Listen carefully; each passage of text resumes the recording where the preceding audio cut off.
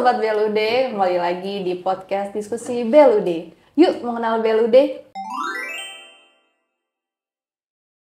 Kalau ketemu lagi deh dengan saya Putri di sini di podcast kali ini, tentu saja dengan pakar BLUD kita lagi. Ini ada Bapak Nizar Wibiana Tito. Salam BLUD. Iya, ketemu lagi Pak dengan baju yang sama ini kayaknya. Iya ini belum ganti baju dari belum ganti seminggu baju. ini. Aduh, nah oke, di episode kali ini mungkin kita akan membahas tentang isu yang lagi masih hangat nih Pak ya, dan harus kita bahas karena ini urgent gitu. Iya. Karena masalah darurat sampah di Indonesia Darurat nih Pak. sampah ini, wah di Jogja ini udah. Jogja darurat sampai juga ada ini. TPS yang ditutup kan Pak? Iya, Iya, ya karena darurat sampah. darurat sampah itu tadi. Nah, mungkin bingung ya kita kenapa membahas sampah, padahal kita ini BLUD gitu. Nah, mungkin Iya. nanti ada hubungannya atau tidak, nah itu gimana Pak? Ya, nah ini menarik ini karena saya sendiri ini lagi mengikuti sebuah program dari pemerintah juga, dari pendanaan juga dari luar terkait dengan penanganan darurat sampah di Indonesia. Dan ujungnya itu memang akhirnya BLUD nanti. Oke, Nah, jadi gimana kayak tuh? masalah sampah ini dapat terrelasi dengan BLUD. Ya, kadang ya agak nyambung, tapi ternyata berhubungan. Ternyata berhubungan. Dan yang saya kerjakan, yang kita kerjakan lah dibantu dari dengan teman-teman ini, ya sangat berhubungan dengan BLUD. Ada beberapa kabupaten kan, kota di Indonesia yang mendapat ya pembangunan infrastruktur untuk penanganan sampah.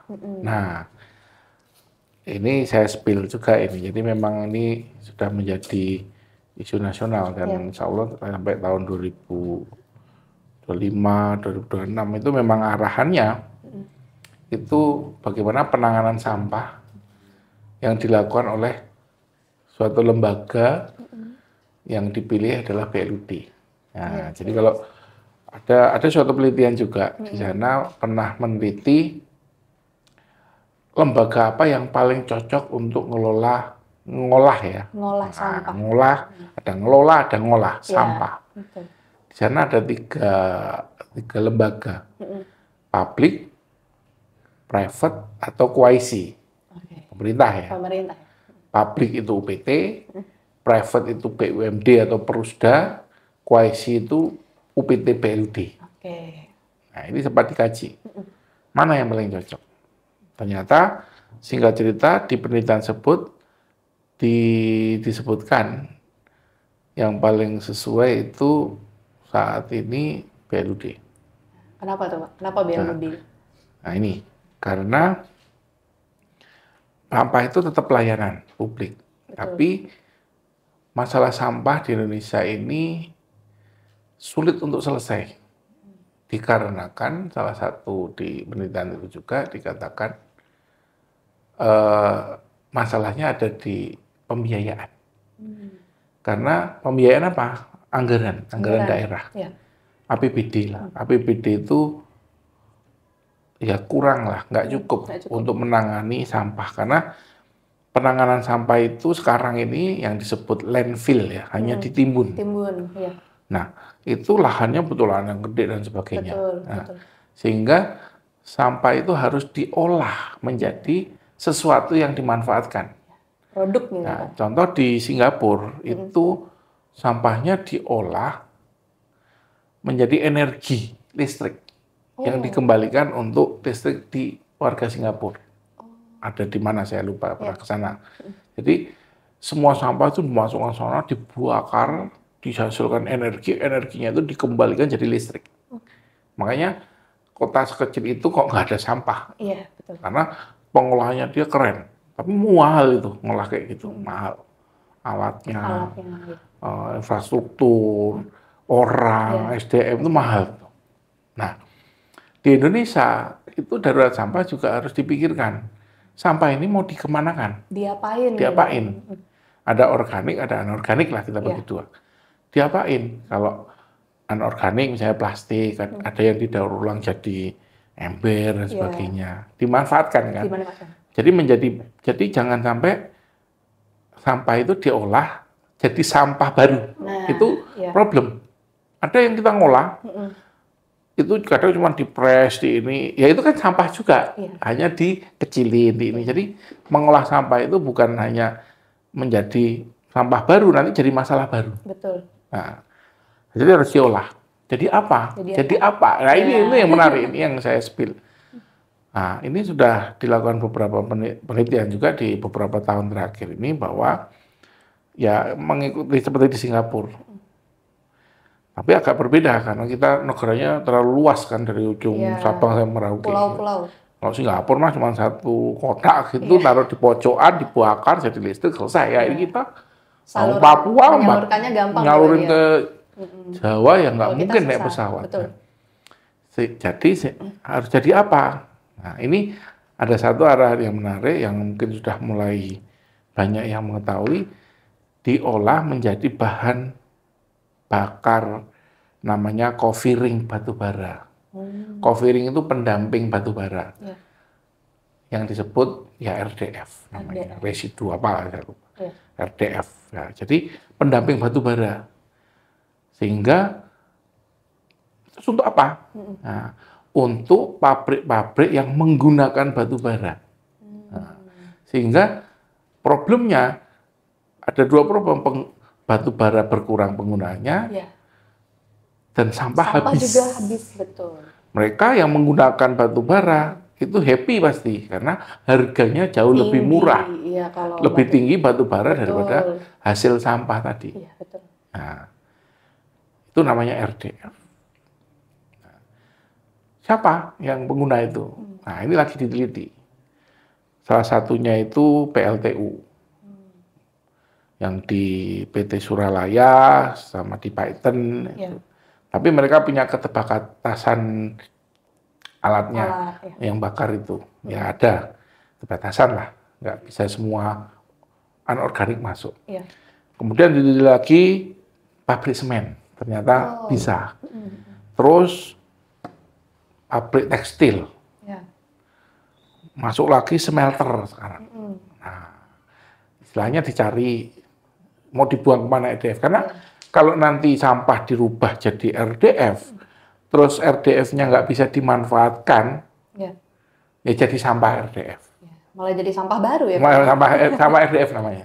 Jadi tambah RDF-nya jadi banyak banget. RDF itu bentuknya ada yang pelet, ada yang serbu, nanti jadi sampah RDF. Nah, makanya harus ada yang memanfaatkan. Nah, inilah kalau kita bilang value change ya, rantai nilai. Dari hulu ke hilir. Ini diolah, ini harus ada yang memanfaatkan, menerima. Nah, off-taker-nya ini sudah dicarikan. Nah, jadi RDF ini udah jelas sekarang. Kamu daerah silakan ngolah sampah jadi RDF, off-taker-nya ke sini. Nah, problemnya muncul pada saat mengoperasionalkan menjadi RDF, butuh dana yang cukup tinggi. Sedangkan RDF tadi dimanfaatkan oleh off-taker, itu harusnya off-taker ada biaya. Bayar gitu. Bayar itulah transaksi. Nah, transaksi. Maka kalau ini dilakukan oleh UPT biasa, tidak bisa transaksi. Harus gratis. Namanya gratis, layanan dilakukan, pasti APBD-nya akan tinggi. Tidak akan mampu menangani RDF. Karena ini ya RDF dimanfaatkan sana dapat untung dong, misalnya pabrik semen. Dia ngurangi batu bara 10% misalnya. Nah, kan dia harus tetap bayar, dia bisnis. Nah, RDF tapi kan lebih murah RDF-nya, harusnya tetap bayar. Nah, ini nggak boleh transaksi kalau UPT. Nggak boleh, Nah, kalau itu seandainya UPT dijadikan BUMD ya lama.